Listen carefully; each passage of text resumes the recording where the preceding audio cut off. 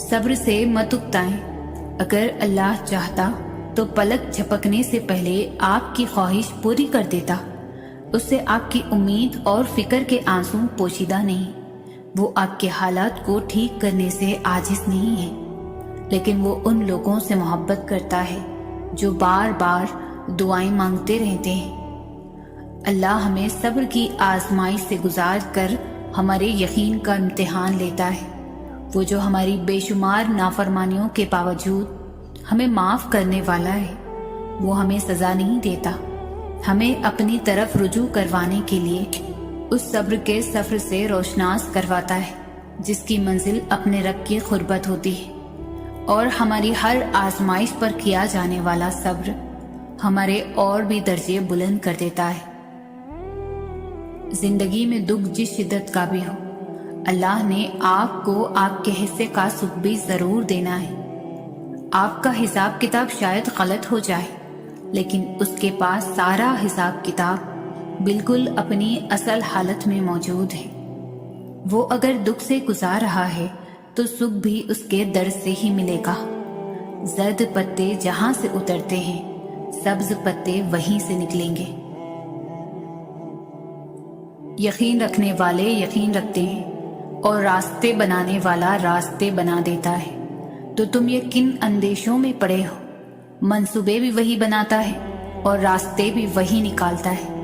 تمہارا کام بس دعا کرنا ہے، صبر کی اس آخری سانس تک، جب تک تمہیں وہ مل نہیں جاتا جو تمہیں چاہیے۔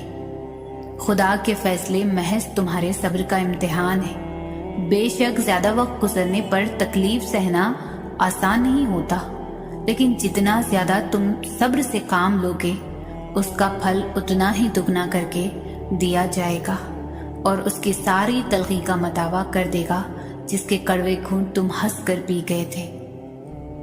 مانگنے کا حق اس نے تمہیں دیا ہے۔ جب اس نے سورۃ آل عمران میں فرما دیا ہے کہ دعا پہاڑوں کو بھی ان کی جگہ سے سرکا سکتی ہے، تو قبولیت کا تو شک بنتا ہی نہیں۔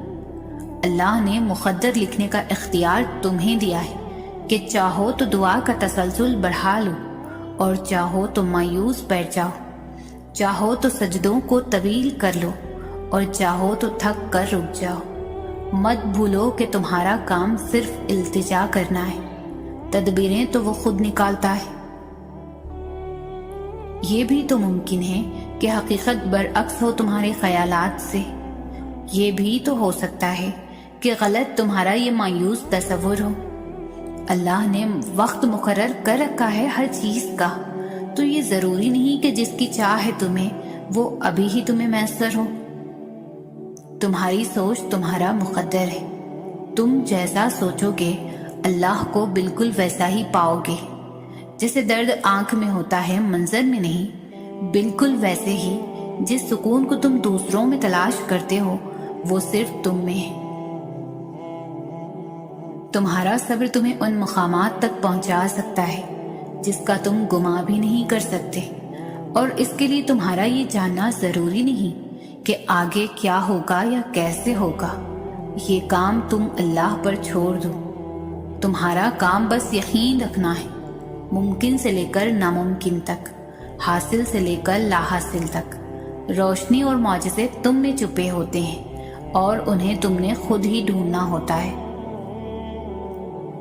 اللہ کوئی بھی کہانی ادھوری نہیں رکھتا، بس انداز مختلف ہوتا ہے، مگر وہ ہر قصے کو پورا کرتا ہے، کوئی بھی جگہ خالی نہیں رکھتا۔ اللہ اسے کسی نہ کسی بہتر چیز سے بھر دیتا ہے۔ زخم کوئی بھی ہو عمر بھر نہیں ستاتا، اللہ کوئی نہ کوئی مرہم کا ذریعہ بھیج دیتا ہے۔ میں یہ نہیں جانتی کہ کب پوری ہوں گی، مگر اتنا ضرور جانتی ہوں کہ دعائیں رد کبھی بھی نہیں ہوتی۔ تم جس سے رابطہ رکھنا چاہتے تھے اسے رابطہ نہیں رہا، تو اس کا مطلب یہ تو نہیں کہ تم اللہ سے ہی رابطہ توڑ دو۔ امید انہی کے لیے ہے جو یقین رکھتے ہیں، اور مایوسی انہی کے لیے ہے جو انتظار نہیں کرتے۔ کیوں خود کو اتنا الجھا رکھا ہے؟ ساری طاقتیں تو تمہارے اپنے ہاتھ میں۔ دعا کے لیے اٹھاؤ ہاتھ اور پھر دیکھو کیا نہیں ہوتا۔ ایسا نہیں ہے کہ لکھا ہوا نصیب نہیں بدل سکتا، ایسا نہیں ہے کہ جو چھین گیا ہے وہ اب واپس نہیں مل سکتا۔